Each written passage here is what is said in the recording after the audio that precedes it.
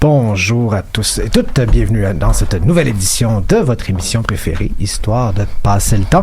Mon nom est David Girard, de retour à l'animation. Avec moi en régie, la merveilleuse Valérie Beaulieu-Paquette. Bonjour à toi. Salut! Et comment vas-tu? Je vais très bien, et toi? Ah, moi aussi très bien. Il fait froid dehors, par exemple. C'est moins agréable ces temps-ci. Ouais, voilà. Mais c'est température pièce dans le studio! Yeah, c'est Noël en dedans. On se garde au frais. Avec moi en studio aussi, Joël Beauchamp-Monfette, qui débarque tout juste du métro. Bonjour Joël. Bonjour. Très content d'être ici. Gabriel Poirier, nouveau collaborateur cette semaine, ainsi que Brinta Konesh-Chandra. C'est bien ça? Ouais, exactement. On a su pratiquer, c'était pas facile. C'était tout timide. Ah oui, non. Également une belle brochette de personnes présentes. Cassandre Roy-Dreyville, bonjour. Salut! Gabriel Thériault, bonjour. Allô. Et monsieur ici, qui vient en observation, dont le nom m'échappe tout à coup, momentanément, comme ça. Nicolas Enfield. Bonjour Nicolas, bienvenue. Ah. Il y a beaucoup de monde en studio aujourd'hui. Oui, une belle ambiance. Une fois de plus, nous allons vous parler d'histoire pour votre bénéfice. C'est merveilleux. Avec Joël, nous aborderons la question de la colonisation de l'Abitibi au début du 20e siècle. Joël, bonjour. Rebonjour. Rebonjour. Ça fait longtemps. Brinta, comment se porte le Mont-Royal ces temps-ci? Bah, ça va. On va en discuter avec Frédéric Laurent-Amstel après. Merci bien. Et nous commencerons l'émission avec Gabriel Poirier en abordant la question d'héritage laissé par le général de Gaulle, particulièrement son impact sur le domaine des affaires étrangères. Est-ce bien cela? Oui, tout à fait. Très clair. Ben voilà. Un choix de programme, on a bien hâte d'entendre tout cela. Et avant de nous lancer dans ce merveilleux voyage, nous irons, comme d'habitude, écouter une petite anecdote historique. Valérie. Oui, bon, aujourd'hui j'ai triché un peu parce que mon fait historique est plutôt une question ancrée dans l'actualité. Ah. C'est néanmoins un cas hallucinant. Donc j'espère que vous n'avez pas trop bu de café aujourd'hui. Moi, oui. Donc, à la fin du mois de novembre dernier, le professeur He Jiankui de l'université de Shenzhen dans le sud de la Chine a annoncé dans une vidéo qu'il a diffusée sur YouTube la naissance de 2 jumelles génétiquement modifiées afin de les rendre résistantes au virus du sida. L'annonce a été... pratique. L'annonce a créé tout un tollé et l'Université des sciences et technologies du Sud a désavoué le chercheur et s'est dite profondément choquée. C'est une première médicale, certes autoproclamée, ça n'a pas encore été vérifié de manière indépendante, et les résultats n'ont pas été publiés dans une revue scientifique, donc à suivre. On sait comme pas si ça a fonctionné. On sait même pas si c'est vrai, en fait. Donc, en Chine, la Commission nationale de la santé a immédiatement demandé aux autorités sanitaires de la province de Guangdong de mener une enquête. Il y a un peu plus de 2 ans, ailleurs dans le monde, la manipulation génétique d'embryons a été autorisée au Royaume-Uni, mais à des fins de recherche seulement. La modification génétique d'embryons à des fins de traitement y est toujours interdite. La nuance est grande et importante. Elle est autorisée depuis 2009 dans la recherche contre le cancer, par exemple, à condition que les embryons soient détruits au bout de 2 semaines. Maintenant, analyse historique. Bon. Les manipulations génétiques, ou en anglais le genetic engineering, remontent à environ 12 000 ans avant Jésus-Christ, alors que les humains ont domestiqué des organismes d'origine végétale ou animale. Et puis, on s'est amusé à croiser des espèces, à créer les clémentines, par exemple. Comment ça? C'est un petit fruit qui est issu du croisement entre un mandarinier et un oranger. Ça a été effectué par nul autre que le frère Clément au 19e siècle, alors qu'il était chef des pépinières d'un orphelinat agricole près d'Oran, en Algérie. Donc, ce qui est venu accélérer à une vitesse effrayante cette technique, c'est la découverte de la structure de, tenez-vous bien, l'acide désoxyribonucléique, celle qu'on a tous vue dans le film Jurassic Park, avec la sympathique animation de l'ADN à double hélice. Oui, on se rappelle, oui. Donc, cette formidable découverte avait été publiée en 1953, ça fait pas si longtemps que ça. Elle est issue des travaux de plusieurs équipes, dont celle de James Watson et Francis Crick, ainsi que la moins connue, mais ô combien importante Rosalind Franklin. Depuis, les scientifiques ont étudié le fonctionnement de l'ADN, ses composantes, et plus récemment avec la méthode de CRISPR-Cas9. Excusez. Il est maintenant possible de CRISPR. Mais il me semble que c'est CRISPR, quelque chose comme ça. CRISPR. Ok, mais toi, tu dis CRISPR. Moi, je dis CRISPR comme une chip, là. Bref. Donc, grâce à ça, c'est maintenant possible de couper l'ADN et d'en corriger la séquence génomique. Et vous me voyez venir, c'est là que la question éthique entre fortement en jeu. Chaque pays a son propre appareil de contrôle et de régulation selon leurs propres normes éthiques et sociales. Donc, ça devient compliqué au niveau international d'adresser la question légale des manipulations génétiques. Un pays comme je sais pas, l'Allemagne, en raison d'un sombre passé en lien avec l'eugénisme, pourrait ne pas vouloir permettre son utilisation pour améliorer les conditions physiques de sa population. Alors que la Chine est bien plus encline, ou en tout cas n'est pas nécessairement confrontée aux mêmes limitations éthiques lorsqu'il s'agit d'emprunter cette voie. Ce que le professeur He Jiankui affirme avoir réussi, c'est pas en soi une découverte ou une avancée scientifique nouvelle, mais si la véracité de cette annonce est confirmée, il a certainement repoussé une barrière éthique qu'on n'était peut-être pas prêt à franchir. Donc, dans son vidéo, même, il va comparer sa chirurgie génétique à la naissance du premier bébé par fécondation in vitro, le bébé éprouvette nommé Louise Brown, qui était né en 1978 en Angleterre, et comment ça avait créé, toute une controverse à ce moment-là, et que finalement, les mentalités ont par la suite évolué. Puis maintenant, c'est une pratique qui est généralement acceptée. Donc, enfin, il assure même à la fin de son vidéo que la famille ne souhaitait pas avoir un designer baby, qu'on appelle, qu'on choisit les cheveux, la couleur des yeux, qui va être bon joueur de basket, puis qui va avoir des A partout. Est-ce qu'on surnomme le bébé Ikea aujourd'hui? Ah oui, bébé Ikea en français. Mais c'est ça, il voulait plutôt les préserver d'une maladie incurable parce que le père était atteint du VIH. Bref, à suivre. Ah, merci. Toujours très intéressant, ce petit segment-là, en début d'émission. On espère que c'est vrai aussi. Hein. Que c'est mais toute l'histoire, c'est pas un fake news. Là. J'espère aussi, parce que sinon, c'est un peu plate ce que je viens de vous offrir. Finalement, c'était pas vrai, voilà. On commençait comme ça. Merci Valérie. Je me tourne dès maintenant vers Gabriel Poirier, avide d'en apprendre davantage sur Charles de Gaulle, un homme qu'on pourrait qualifier de personnage historique controversé. Je parle évidemment du général et non pas de notre chroniqueur. Le passé n'est pas garant de l'avenir, toutefois. Peut-être qu'un jour, Gabriel, à travers le temps, seras-tu controversé? J'espère de tout cœur ne pas être un invité controversé et j'espère ne pas devenir une figure controversée. Sait-on jamais? Nous verrons bien. Alors, merci. Ma première participation à Histoire de, vous l'avez mentionné, et j'espère qu'il ne s'agira pas de la dernière. Alors, j'aimerais m'entretenir sur une figure historique qui nous est contemporaine, celle du général Charles de Gaulle. Une figure qui appartient à l'imaginaire collectif français pour les souvenirs qu'elle évoque. D'un côté, la lutte contre l'envahisseur nazi. De Gaulle a fondé la France libre à Londres en juin 1940. Il est probablement le résistant français le plus connu. Il représente le combat que la France aurait aimé mener. Et d'un autre côté, De Gaulle rappelle les débuts de la Ve République, le régime constitutionnel qui accourt aujourd'hui même en France et qu'il a fondé en 1958. Il en a aussi été le premier président pendant plus d'un septennat, et à vrai dire une décennie, entre 1959 et 1969. Le mythe gaullien est toujours bien présent en France, et c'est l'une des raisons, pas la seule, qui m'incite en votre présence dans un premier temps à traiter, résumer, apprécier l'héritage général de Gaulle dans le domaine des affaires étrangères, un héritage dont la France se réclamerait toujours, d'après l'historien Pierre Journoud. Et dans un second temps, à questionner les rapports ambigus de Gaulle vis-à-vis de l'œuvre coloniale française et du mouvement de décolonisation. Oups, t'es en train de perdre ta feuille, toi, Une là? feuille qui m'échappe. Alors, l'idée de cette chronique est de déterminer, ou du moins d'offrir une suggestion. De suggérer que De Gaulle, dans ses efforts pour restaurer le prestige de la France, faire d'elle une grande puissance, une puissance capable de dialoguer d'égal à égal, au besoin de tenir tête aux États-Unis ou à l'Union soviétique, s'appuyer sur les événements internationaux et les courants transnationaux qui ont refaçonné l'ordre international entre 1945 et 1969. En particulier, refaçonner le tiers-monde.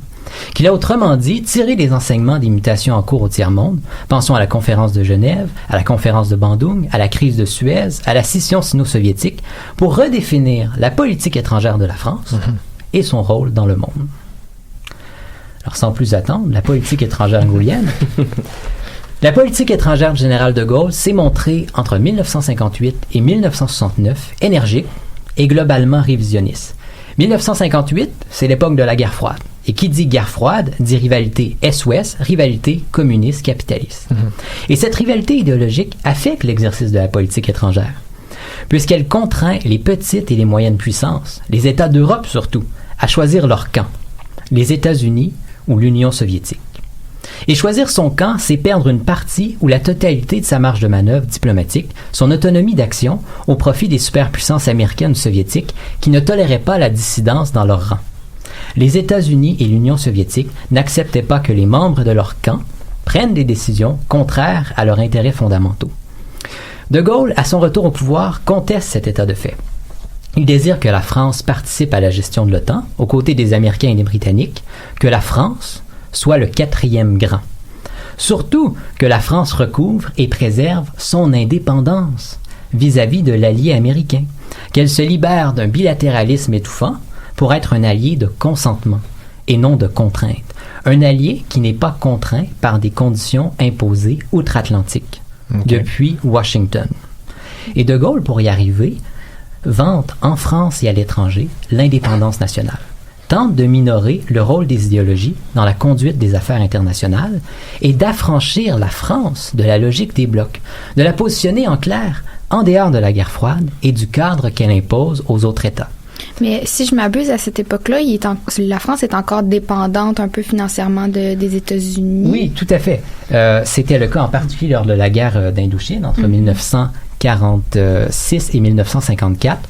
Mais sous la présidence générale de Gaulle, c'est, disons, un facteur qui est de moins en moins tangible. La France bénéficie d'une grande prospérité économique et le général de Gaulle, en partie en raison de sa figure qui est respectée outre-Atlantique, ne va pas hésiter à se distancer de l'allié américain. Donc la France peut demander finalement une nouvelle position par rapport aux affaires étrangères. Oui, exactement. Et c'est ce que De Gaulle fait dès son entrée au pouvoir. Est-ce que ça fonctionne? Là, il y a des débats sur le sujet. Alors, comme je le mentionnais, De Gaulle a tenté de positionner la France en dehors du cadre de la guerre froide et du cadre qu'elle impose à d'autres États. Et c'est pour cette raison qu'il opère le rapprochement franco-soviétique à compter de 1964 et qu'il tente de rapprocher la France du bloc de l'Est. C'est pour cette raison qu'il retire la France du commandement intégré de l'OTAN, une alliance militaire fortement hiérarchisée, dont le Canada fait partie, et essentiellement sous contrôle américain. C'est pour cette raison qu'il dénonce l'escalade américaine au Vietnam. Et c'est en partie pour cette raison qu'il prononce, à Montréal, « Vive le Québec libre », qui est une déclaration qui énonce le refus des idéologies et plus encore, le droit des peuples à disposer d'eux-mêmes.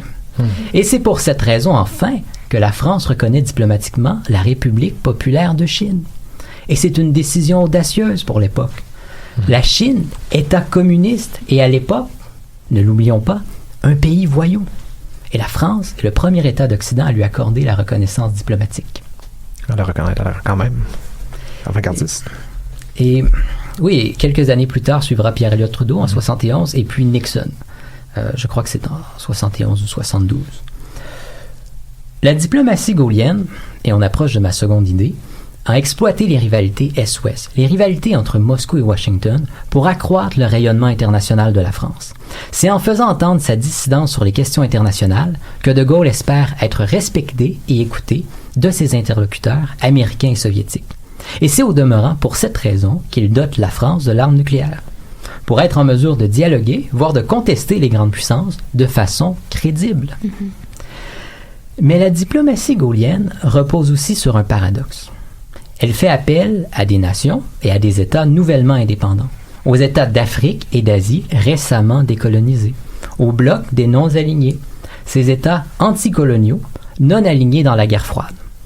De Gaulle a adopté, dans ses prises de décision publiques notamment, une posture favorable au tiers-monde. Il a fait de la France le porte-étendard des États nouvellement indépendants, des petites et des moyennes puissances, pour rehausser le rayonnement international de la France, lui permettre d'obtenir un ascendant supérieur à sa puissance étrangère réelle. Okay. Et c'est ici qu'il y a paradoxe. La France, à l'époque, ne venait-elle pas tout juste de traverser 16 années de guerre de décolonisation? En Indochine, entre 46 et 54, et en Algérie, entre 54 et 62. La France n'a-t-elle pas été une puissance coloniale? Impérialiste aussi. De Gaulle n'éprouvait-il pas lui-même une fierté vis-à-vis de l'œuvre coloniale française? Alors, il y a bien ici un paradoxe. De Gaulle a été au pouvoir de 58 à 69. Il l'a aussi été entre 1944 et 1946. En 1946, il quitte après avoir joué un rôle considérable dans le déclenchement de la guerre d'Indochine, qu'il désirait préserver dans le giron colonial français. Pourtant, il est rappelé au pouvoir en 1958 pour dénouer le conflit algérien, ce qu'il fait, délibérément, ou à contre-cœur, entre 1958 et 1962. Mais pourquoi offrir aux Algériens ce qu'il leur faisait aux Vietnamiens, à savoir l'indépendance, sans que la France ait subi de Dien Bien Phu algérien? Comment expliquer cette évolution? Serait-ce une conversion La de vieillesse. colonialiste à anticolonialiste. La sagesse. Je pense pas. Bien, vous faites bien de le mentionner parce que pour certains, De Gaulle aurait choisi de lâcher délibérément l'Algérie à mesure que progresse sa décolonisation mentale. C'est-à-dire à mesure qu'il réalise l'importance qu'acquièrent les nations comme ressort des relations internationales. Et pour d'autres, dont l'historien américain Matthew Connelly, De Gaulle aurait été un acteur contraint. Contraint par le cours des événements à Alger, contraint par la marche des Algériens vers l'indépendance, qu'il s'est montré incapable de contenir, d'enrayer, de contrôler. Il a été assez pragmatique, je pense. Je crois Rendu là. aussi. Mais en fait, ce que j'aimerais vous dire, c'est que je suis d'avis qu'il ne faut pas exagérer l'importance de ce flou historiographique et du flou historiographique entourant la conversion du général de Gaulle de colonialiste à anticolonialiste. Parce que nous savons que de Gaulle n'était pas un décolonisateur, c'est-à-dire en 1945, qu'il tenait à préserver l'Indochine dans le giron colonial français, qu'il ait ou non tenté de le faire avec l'Algérie ne nous empêche pas de reconnaître sa conversion, qu'elle soit sincère ou tactique, probablement tactique, et d'apprécier surtout le tournant tiers-mondiste qu'il a tracé pour la France à compter de 1962. Il ne faut seulement pas oublier qu'il le fait au nom des intérêts français et non des peuples décolonisés. Et en guise de conclusion, ça passe vite, j'aimerais formuler une suggestion et une suggestion aux jeunes chercheurs. Parce que les premiers travaux sur les guerres d'Indochine et d'Algérie offraient une lecture franco-française des événements. Et au courant des années 90 et 2000, les historiens, influencés par les études d'histoire globale et transnationale, se sont intéressés au processus d'internationalisation de ces guerres, à la dimension internationale des guerres d'Indochine et d'Algérie, pour montrer qu'il s'agit aussi de conflits de la guerre froide. Il serait pertinent que ces recherches, et je pense en particulier aux ouvrages de Pierre Journoud et de Matthew Connelly, De Gaulle et le Vietnam et Algeria Fight for Independence, nous amènent à revisiter la politique étrangère gaullienne. En fait, il serait pertinent, à mon avis, que ces recherches nous poussent, d'un côté, à repenser le contexte international de la diplomatie gaullienne, et de l'autre, à développer une histoire internationale plus croisée, transnationale, qui mettra en relation les conceptions gaulliennes de l'Empire avec les changements qui s'opèrent entre 1945 et 1969 dans le système international, et au tiers-monde en particulier en raison du mouvement de décolonisation. À nous demander plus précisément, comme le suggère Matthew Connelly pour le Front de libération nationale algérien, si De Gaulle n'a pas lui-même opéré en 1962 une révolution diplomatique en libérant la France de son obsession impériale et en tentant de la positionner dans un système international en voie de décolonisation, teinté par la division du monde communiste et l'ascension progressive, la montée en puissance progressive de la Chine. Ma foi, merci. Bien, ça me fait plaisir. Ça me fait plaisir. Nous t'écoutions. Et oui, tu seras réinvité sans problème. Ça me ferait Malgré plaisir. la discussion. Merci, Gabriel. C'était très intéressant. On poursuit en musique immédiatement. Valérie, qu'est-ce qu'on écoute? On va commencer avec quelque chose de bien smooth, qui est une chanson d'une chanteuse montréalaise New Age. New Age, wow. Vous me connaissez. Elle Oui, tout à fait. s'appelle Francine Jarry et la chanson s'appelle One Step. Je vous conseille d'écouter ça le matin. I thought I knew just what to do. I think good thoughts, I smile a lot. The years go by and I wonder why not much has changed, it's still the same. There's always something I am wanting, some other place I'd rather be. There's always more I'm asking for. Why isn't it coming to me?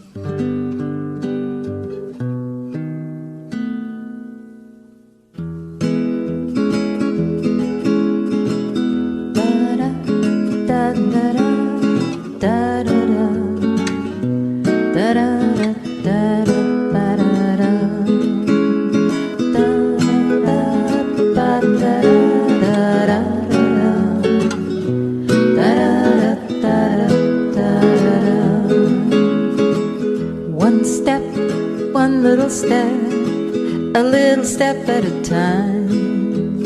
On my way up the emotional scale. One thought, one little thought, the best feeling thought I can find. On my way up the emotional scale. Well, I could take a quantum leap, but that might be too much to handle, so why not wait and appreciate?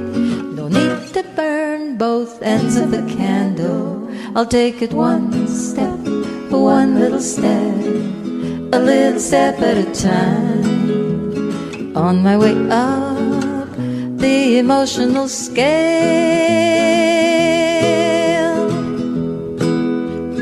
Da, da, da, da, da.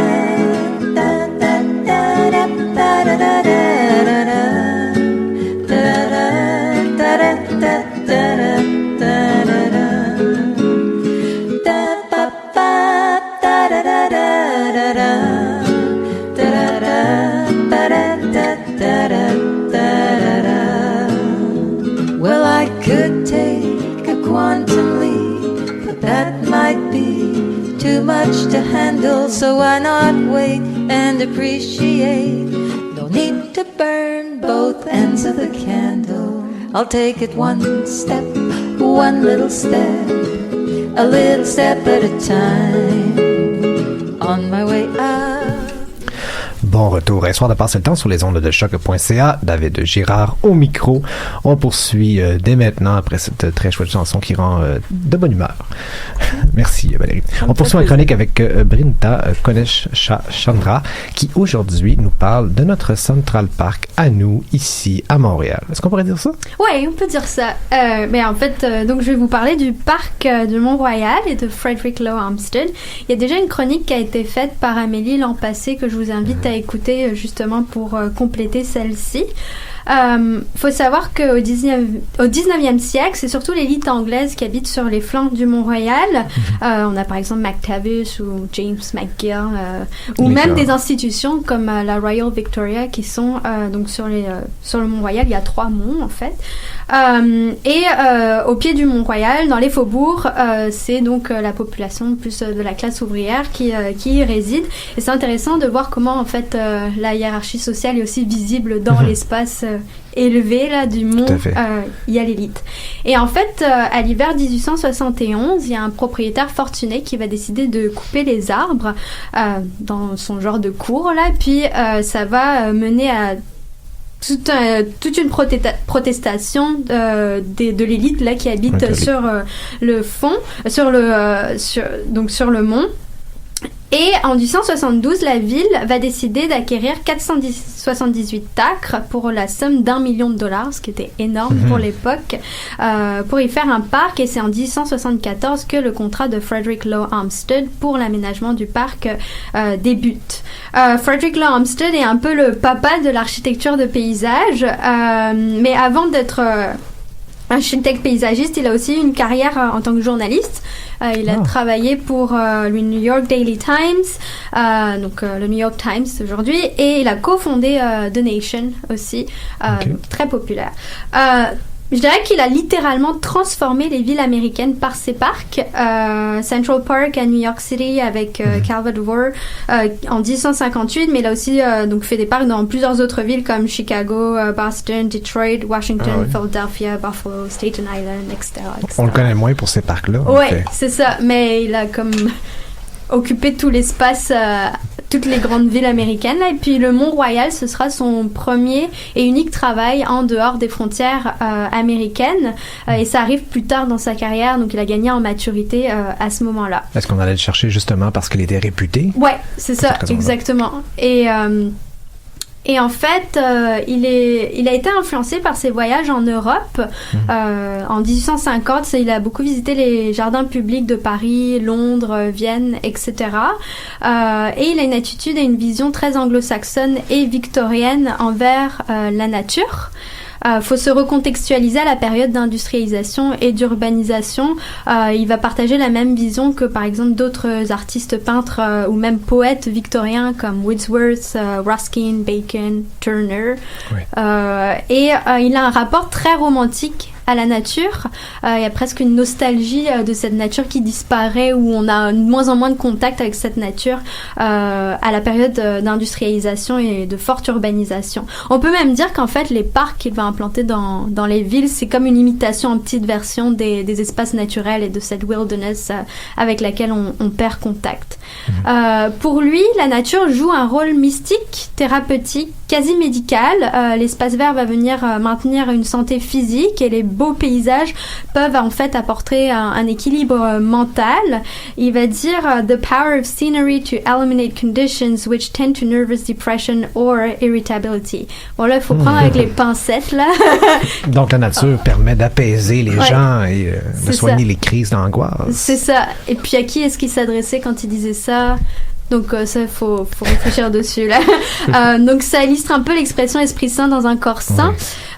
Et par sa position là, élevée, la montagne, le mont, il pensait que le Mont-Royal pourrait apporter comme une civilisation à la ville qui est sordide et qui est à ses pieds, pleine de tentations et de corruption et tout ça là. Donc les pauvres qui travaillaient 12 heures par semaine dans la fumée en montant sur la montagne auraient une révélation ultime, ils deviendraient des gens c'est ça. Puis, d'une classe supérieure. Ouais, c'est ça exactement, la nature élève.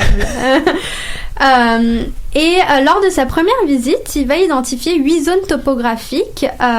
Donc, je vais passer assez rapidement. Là, il y a les zones des rochers un peu escarpées, la colline d'en haut, la zone des fougères, la colline d'en bas où il y a des arbres qui sont un peu surexposés, la zone de la clairière, puis aussi il va identifier 2 zones qui constitueraient en fait un terrain charmant pour y faire un petit verger. Ou des tam-tams. Ou des tam-tams, ouais, maintenant. Et dans ses premiers rapports à la commission, il va dire que le Mont-Royal ne constitue aucunement un terrain idéal pour y faire un espace récréatif, un parc pour une grande ville comme Montréal qui était composée de 120 000 habitants, il y a trop de différences topographiques et que c'est un terrain un peu accidenté. Donc, il est habitué de travailler sur des terrains plats. Ouais, c'est ça, exactement. Et je pense que c'était l'unique travail où c'est un mont là. Un beau défi. Ouais. Je pense que c'est ça. Et mais il va être obligé de respecter son contrat et de le faire. Donc il va finir par travailler dessus, et pour lui il faut vraiment respecter les caractéristiques topographique et la réalité géographique du mont.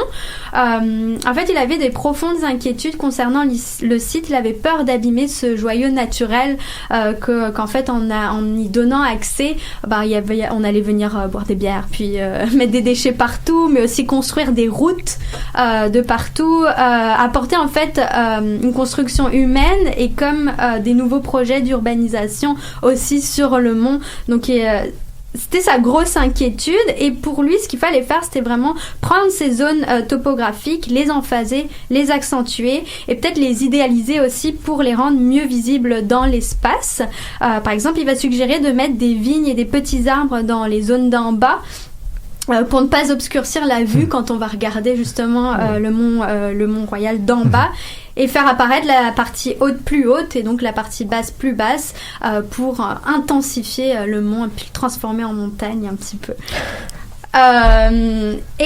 Donc la volonté d'Olmsted, elle est assez connue. Là, c'est vraiment de créer une expérience dans le parc. C'est pour ça qu'il fait des chemins en serpentin. Et donc, il avait peur qu'en mettant des routes un petit peu partout, on allait briser cette expérience dans laquelle on rentrait en fait graduellement dans la nature et on en sortait graduellement également.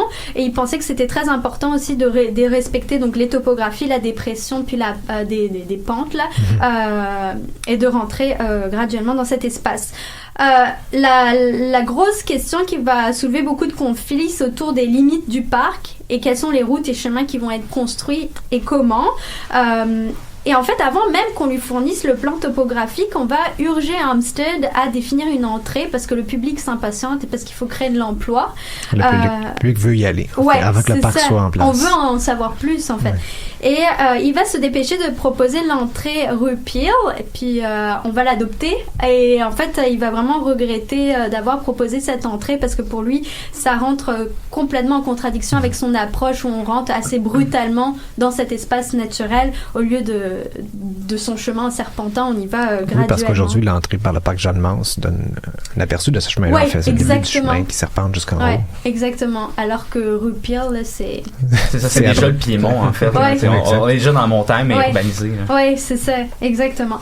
Et il va y avoir aussi comme des problèmes au niveau, parce que à cause de l'inclinaison du Mont-Royal et le pattern des rues de la ville qui sont en grille, il va avoir du mal à connecter en fait les routes du mont et donc les rues de la ville. Et il va demander d'acheter plus de terrain. Quitte à les revendre après, mais on va lui refuser encore là parce que en fait en 1870 il y avait la dépression économique là, donc je pense qu'à cause de ça aussi ils n'ont pas voulu écouter les volontés d'Armstead. Ça empêche un peu son projet finalement, ce contexte économique là. Ouais, complètement. Et en fait, il va y avoir aussi plein de questions au niveau des propriétés. Par exemple, il espérait que la propriété de Sir Hugh Allen, au sud de la zone escarpée et rocheuse, allait être achetée pour pouvoir en fait ne pas avoir des routes étroites, agrandir un peu les routes. Et finalement, ça ne sera pas le cas. On va aussi venir mettre un réservoir en plein milieu de la clairière. Et pour lui, c'est comme... pas possible. Et en fait, c'est tous ces processus de manque de compréhension et d'acceptation en fait de la ville et du conseil de ces plans qui ont empêché Armstead de voir le site dans un ensemble cohésif. Mais il va devoir faire profil bas et au final, ce qui va se passer, c'est qu'on va faire des grosses routes, des autres marches qu'il faut rentrer en fait assez brutalement dans l'espace et aussi des entrées qui sont assez exiguës, qui vont pas tout à fait respecter en fait le plan initial d'Armstead, mais je pense qu'il a tout de même réussi à conceptualiser dans l'espace son approche victorienne du rapport humain-nature dans cette période d'urbanisation intensive, parce que l'espace est devenu et est encore aujourd'hui un espace de retraite, de relaxation et de connexion avec la nature, et le parc sera inauguré en 1876, puis ça va donner lieu à tout un tas de modifications aussi par la suite. Merci bien. Est-ce que ce mouvement-là, en fait, Armstead, quand il crée son parc, est-ce que cette volonté de ramener la nature en ville s'inscrit dans le mouvement de Cities Beautiful, avec la création de des jardins aussi dans les quartiers? Ben, en fait, ça s'inscrit dans le même mouvement, sauf que les Cities Beautiful, ça va venir après. Plus ça va vraiment être accentué au cours du 20e siècle. Okay. Mais c'est définitivement, tu sais, ça va donner l'ouverture à ce mouvement-là. Puis en même temps, on a aussi déjà à la fin du 19e siècle, on a des jardins communautaires qui s'implantent aussi. Donc il y a comme une reconnexion avec la nature qui prend place à cette période d'urbanisation intensive, d'industrialisation.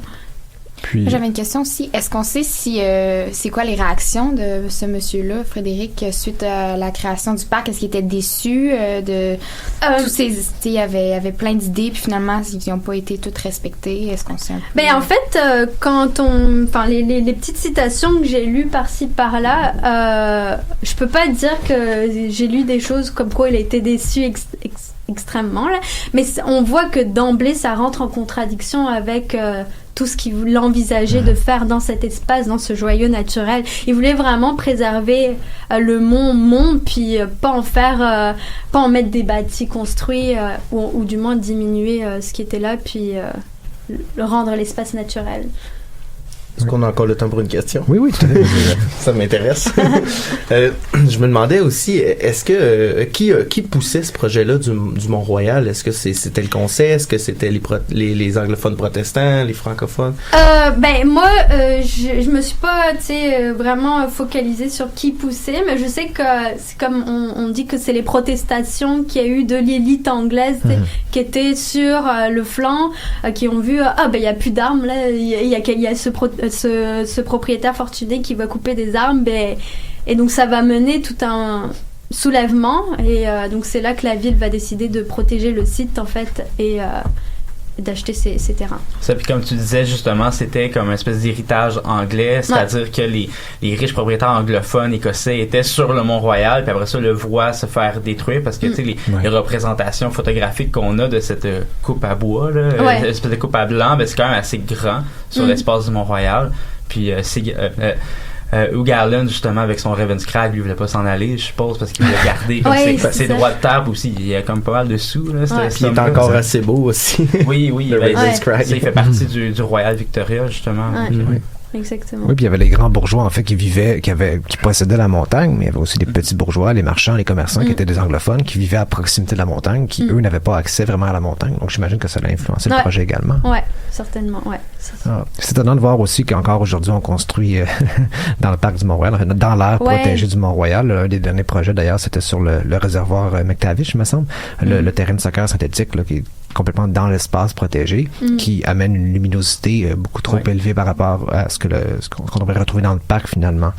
Mais en même temps, on a réduit la circulation, ce qui est quand même un autre bon côté sur la voie Camillien-Wood. C'est vrai, c'est pas dans le parc, ça, c'est à côté. Auprès des cadavres, comme dit Gabriel. C'est quoi si c'est pas des cadavres des cimetières? Oui, parce que je disais en début d'émission, en fait, que la partie nord avait été gardée comme cimetière, en fait, pour entreposer des morts. Ouais, c'est comme dans le courant hygiéniste, justement, parce que les cimetières étaient dans la ville, puis après ça, on s'est dit on va les sortir parce qu'on pense que la maladie puis toute le kit, ça se transforme par la chaleur. En fait, c'est l'historien Alain Corbin qui dit ça, justement, que on sait pas c'est quoi un microbe à l'époque, là, donc nous, il y a des morts, la putréfaction, c'est ça qui transforme les maladies, fait qu'on va les mettre loin. Puis on s'en débarrasse, on sera pas malade. Oui, les miasmes, c'est ça? Oui, les miasmes, C'est drôle, on a construit Ville-Mont-Royal près des miasmes. Juste comme ça, là, peut-être qu'on savait pas trop. Oui, mais ils sont du bon côté du vent, fait que c'est correct. Ouais, c'est ça. Merci Brenda. Merci à tout le monde. C'était très intéressant cette discussion.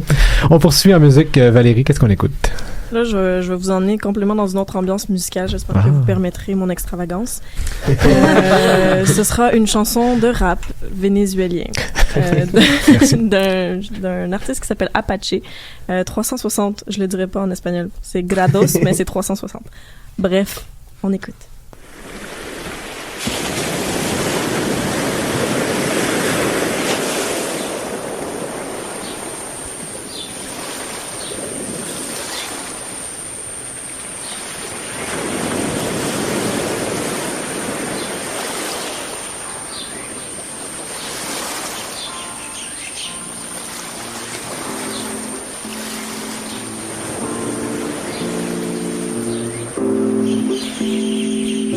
Gracias a mi bella naturaleza, a la madre tierra, a la raíz y a su corteza, a los universos, a las esferas, las galaxias, fuerzas planetarias ancestrales, gracias espirituales, guías angélicas, jerarquía, a la inspiración, a la magia de la poesía, al reiki, al yoga, al don de la sabiduría, mis hermanos, seres de luz y a este lindo día, mis ancestros, llaman maestro, taita, curandero, a los que me bendijeron como Apache el guerrero, a los santeros y a todos esos raperos que lucharon por nuestra causa y la defendieron. Primero, un yesquero para darle fuego. Segundo, encender la conciencia, apagar el ego. Tercero, ya no tomarse esto como un juego. Si te gusta bien o si no, más friend, hablamos luego. Aquí llego trayendo las buenas nuevas. Una vez más, yo mismo poniéndome a prueba, ideando, maquinando pa' que otras cosas lluevan. Porque si quieres surgir hay que salir de la cueva y tener la cueva para interpretar tu papel sin dejarte llevar por lo que diga aquel. Sacar la hiel de esta gran torre de Babel pa' que no terminemos como Caín y Abel. Oye la huel.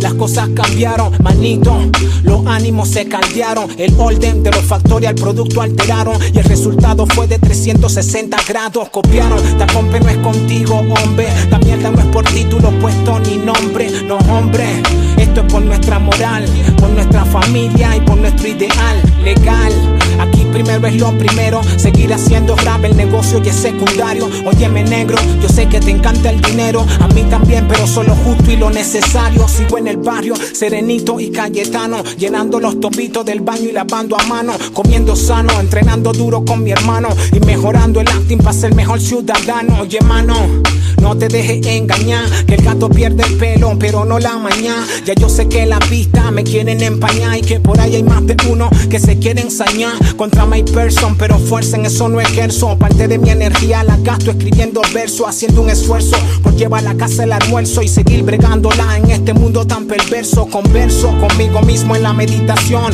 me tomo el tiempo antes de tomar una decisión. Arriesgo el corazón por lo que me da satisfacción y si no subo el pues porque no va a la misma dirección. Pienso en esto, de que me paro hasta que me acuesto y me entrego al show, si sea de corto presupuesto. Recuerda que es el sexto y redacta tu mensaje texto y dile al resto que llegaron los que sí saben de esto. El gueto, fallabonte en los que inspiran respeto, que dan la talla y ensayan la obra sin libreto. Vous êtes de retour à Histoire de passer le temps sur les ondes de choc.ca. David Girard au micro. Je voulais y aller avec un petit rap en entrée, mais j'ai pas osé malheureusement. J'ai eu peur, j'ai choqué. Quand il y a de l'argent, il n'y a pas de plaisir. Ah, voilà, c'est ça. On te laisse jusqu'à la semaine prochaine pour le préparer. Merci. Pour la dernière chronique de l'émission, le dernier, mais non le moindre, Joël Beauchamp. En fait, je me tourne vers lui en ce moment. Là, la radio, vous le voyez pas, là, et je vais lui poser la question à $100. Joël, l'Abitibi, c'est loin, vrai ou faux? Je vais parler de ça justement dans ma chronique. C'est loin, mais c'est pas si loin.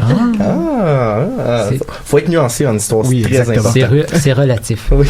La chose sur laquelle je serai pas nuancé aujourd'hui, c'est le froid, parce que le métro m'a fait attendre dehors assez longtemps. Et j'ai pu constater à quel point...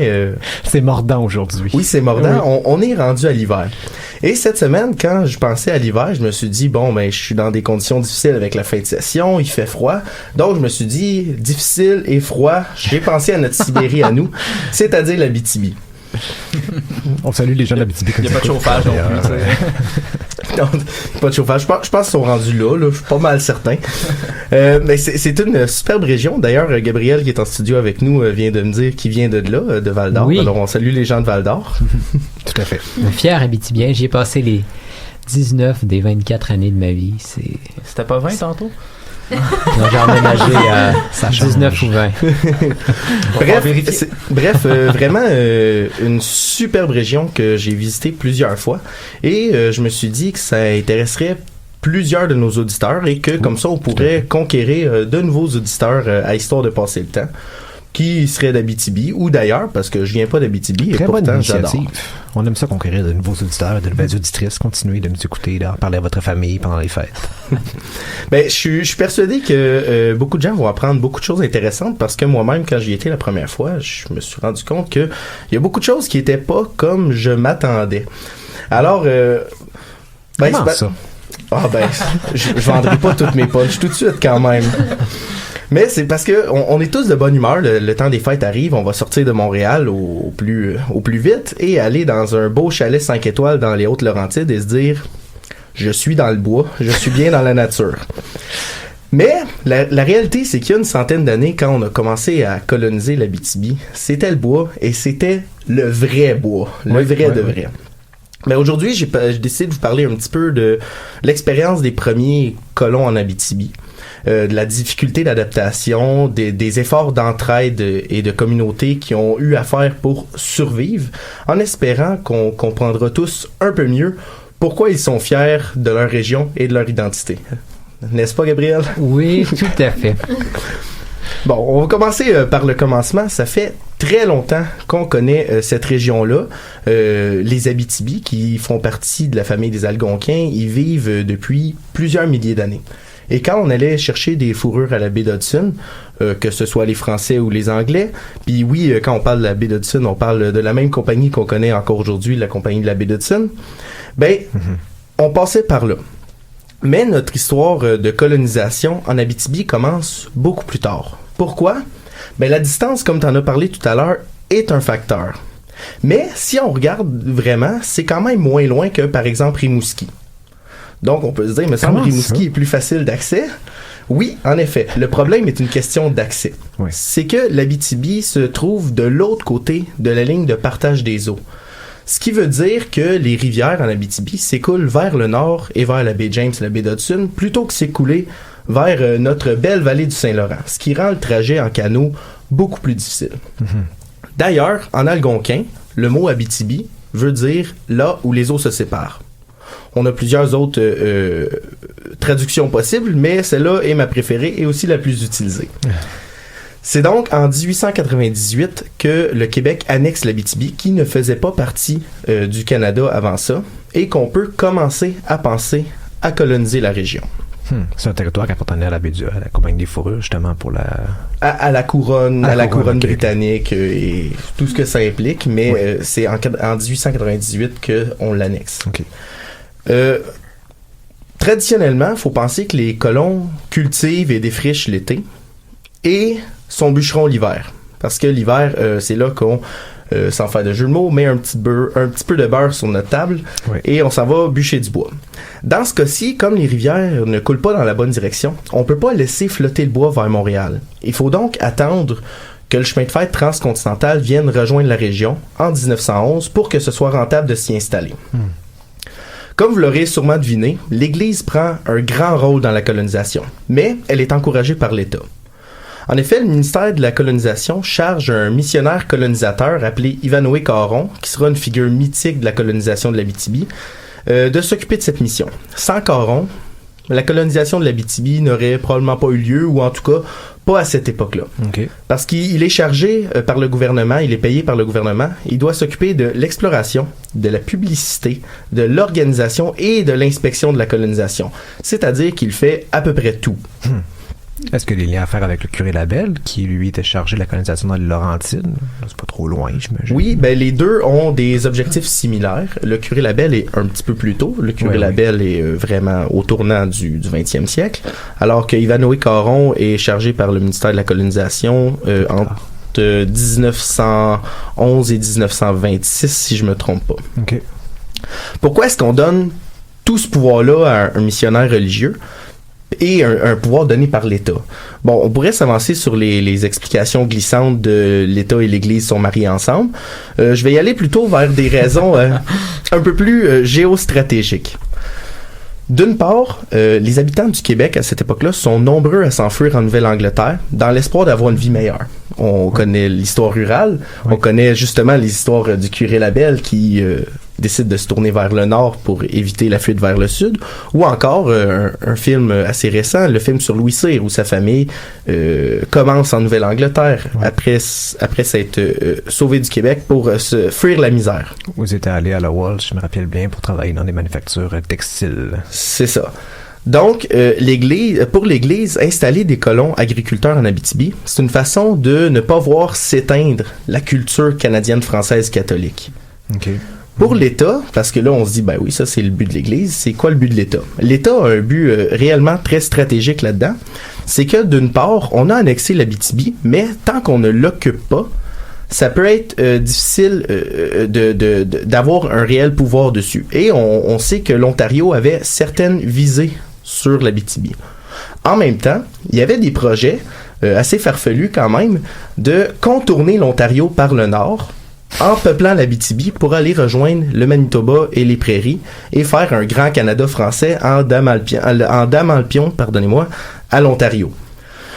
On sait aujourd'hui que ça n'a pas très bien marché pour plusieurs raisons, mais c'était un projet, donc l'État et l'Église avaient des intérêts communs en Abitibi. Les colons arrivent en grand nombre grâce au travail de Caron, parce que il fait beaucoup de prosélytisme, il est excellent là-dedans, beaucoup de publicité, mais leur arrivée est très laborieuse, c'est difficile de s'installer. D'une part, c'est parce qu'il s'agit d'une colonisation spontanée. Okay. En effet, le message de providence de Caron fait fureur. Des messages très forts comme « Un royaume vous attend », même si ce message-là arrive un peu plus tard, mais c'est le type de message qu'on entend. « Un royaume vous attend » ou un autre exemple que j'aime beaucoup, « Qui boit l'eau de l'Abitibi, plus jamais ne retourne dans son pays ». Ces messages sont très bien reçus par la majorité des Canadiens français. Des Montréalais de Saint-Henri, pris dans un petit logement insalubre, aux cadets d'une famille heureuse du Saguenay, qui cherchent une terre, ben pour tous ces gens-là, l'Abitibi semble une belle promesse. Donc les gens partent d'eux-mêmes là complètement. À ce moment-là, au début de la colonisation, grâce à Caron qui fait beaucoup de publicité, oui, les gens partent d'eux-mêmes et vont s'installer assez massivement en Abitibi. Toutefois, il y en a bien peu qui se doutent de la difficulté réelle de l'installation. On essaie d'en faire une terre de colonisation semblable aux vieilles paroisses de la vallée du Saint-Laurent, mais c'est dans un contexte qui ne s'y prête pas du tout. La distance qui les sépare de Québec et de Montréal rend les communications très difficiles et il faut pratiquement être autosuffisant sur sa terre pour bien survivre. Mais en plus, les terres sont pas aussi bonnes qu'on leur a dit. C'est des terres qui sont très marécageuses, donc il faut faire des travaux de drainage, creuser des fossés et c'est très coûteux sur l'effort. Parce que oui, à chaque fois que j'entends parler de l'Abitibi, quand on m'en parle, et moi-même je m'imaginais ça, je m'imaginais des montagnes remplies de sapins. Ah, puis des mines, puis tout t'inquiète, là. Pour les sapins, c'est tout à fait vrai. Pour les montagnes, pas du tout. En fait, l'Abitibi est très, très, très, très, très plat. Donc, il y a beaucoup, beaucoup de marécages. La plupart du temps, le père de famille arrive en premier. Il laisse sa femme et ses enfants en ville et part s'installer dans un shack ou même des fois dans une tente dressée comme ça pour y vivre quelques mois en construisant sa résidence, pour que la famille vienne les rejoindre quelques mois plus tard. Les travaux de drainage sont éreintants et l'alimentation est très peu variée. Une certaine Madame Higgins, en entrevue, dira d'ailleurs plus tard, dans ce temps-là, c'était du lard salé, des œufs, de la soupe puis de la mélasse. On s'engraissait un lard, puis on le salait. On a récolté jusqu'à des pois. On a toujours aimé la soupe aux pois. Aucun stéréotype ici. Équilibré, oui. Les 4 groupes alimentaires, le lard, les œufs, la soupe puis la mélasse. Pour des gens qui ont grandi à Montréal ou à Québec, plus près des États-Unis, ben c'est une baisse drastique de la qualité de l'alimentation. Au niveau de la terre, les habitants, pour l'immense majorité, n'ont pas de tracteur, n'ont même pas de chevaux ou de bœufs. En fait, il y a un cheval et ou bœuf pour 4 à 5 habitants. Un système d'emprunt de chevaux et de bœufs se met en place dans les communautés. L'entraide et le partage deviennent des critères de survie. Il y aura même dans les années 1930 la municipalité de Guyenne qui se met à fonctionner sous un système de coopérative qui est appliqué assez généralement à l'ensemble des services de la municipalité. Donc, pour survivre, l'entraide est la clé de voûte. D'ailleurs, les missionnaires colonisateurs comprennent très bien la difficulté de la vie en Abitibi et ils sont très loin de l'image qu'on peut avoir du curé en soutane qui est moralisateur du haut de son parvis. Le clergé est plutôt assez généralement une source de support matériel et moral. Et l'Église devient un lieu de sociabilité où s'élaborent tous les réseaux d'entraide. On ouvre des bureaux un peu partout où les missionnaires distribuent tous les biens qu'ils peuvent distribuer pour aider la communauté. Malgré tout, la difficulté de la vie pour beaucoup de colons qui n'ont rien connu d'autre que l'usine fait en sorte qu'une grande partie des nouveaux arrivants quittent rapidement quelques années après leur arrivée. En réaction, l'État commence à débloquer des fonds pour construire des routes, pour donner des primes de défrichement. Les primes de défrichement en 1921 s'élèvent à 4 $ l'acre défriché, ce qui aujourd'hui est 55 $, ce qui est quand même intéressant. Mais c'est aussi que l'État a d'autres intérêts à investir dans les territoires éloignés parce que là, on arrive dans la période de la Première Guerre mondiale et qu'est-ce que la Première Guerre mondiale a besoin? C'est des prisons. Donc, du fer. Pour faire les barreaux? Non, c'est pas pour ça. Ah, mon Dieu. À ce moment-là, on va y arriver. On n'est pas encore rendu à l'époque minière. Mais la prison est un lieu important en Abitibi. C'est le camp de Spirit Lake, juste à côté d'Amos, où on va détenir jusqu'à 1200 prisonniers pendant la Première Guerre mondiale. C'est loin en plus, fait qu'ils iraient pas facilement en ville. Donc, il faut les nourrir. Ouais. Donc, l'État subventionne les routes et le défrichage. Dans les années 1920, un nouveau phénomène frappe l'Abitibi. On découvre des minerais de cuivre. Oui, c'est là qu'on y arrive. Pour faire les barreaux, finalement, sont en cuivre. Ben oui, il y avait des prisons, il fallait construire des barreaux. Et on ouvre la compagnie Noranda Mine en 1927 et quelques années plus tard, à Val-d'Or, une autre compagnie qui porte bien son nom, vous l'avez deviné, parce que c'est de l'or. Ouais. Ça ouvre tout un nouveau chapitre à la colonisation. Tout d'abord parce qu'elle est plus au sud que la première vague, mais aussi parce que la ruée vers l'or est le fait de compagnies privées et donc d'une immigration qui est moins canadienne-française et beaucoup plus variée. On voit arriver en Abitibi de nombreux Ontariens, mais aussi il y a des communautés finlandaises, ukrainiennes, russes et même juives. D'ailleurs, si un caquiste, ou pire encore, un ex-maire de Saguenay vous dit qu'en région, il y a juste des Québécois de souche, ben sachez que la région de colonisation la plus diversifiée au Québec est l'Abitibi. Et qu'on trouve encore à Rouyn-Noranda et Val-d'Or des églises orthodoxes et des synagogues aujourd'hui. L'éloignement fait souvent surgir un sentiment de cohésion dans les communautés, et c'est le cas en Abitibi. Dans ce melting pot de cultures variées s'organisent rapidement des syndicats, d'abord miniers et de bûcherons. Okay. Et en 1933, seulement 7 ans après l'ouverture des mines de Rouyn et de Noranda, une grève majeure éclate dans les mines de cuivre et dans les camps de bûcherons, menant à des centaines d'arrestations. Bon, les grévistes n'obtiennent pas gain de cause. Par contre, le mouvement est assez fort pour qu'un certain Maurice Duplessis, qui n'est pas encore premier ministre à cette époque-là, suggère un salaire minimum pour les bûcherons. Malgré ce qu'on pourrait croire, la crise économique des années 30 n'encourage pas plus qu'il faut la hausse de la population en Abitibi.